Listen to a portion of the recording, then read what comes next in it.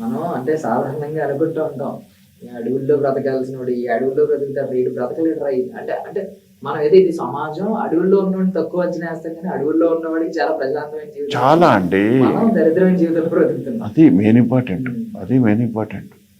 ఇప్పుడు చిన్న ఎగ్జాంపుల్ చెప్తున్నా. ఒక మానవుడు ఒక్క విషయంలో తప్ప మానవుడు అంత విజ్ఞానాన్ని ఇచ్చిన దేవుడు ఉపయోగించుకోక స్వార్థాన్ని పెంచుకొని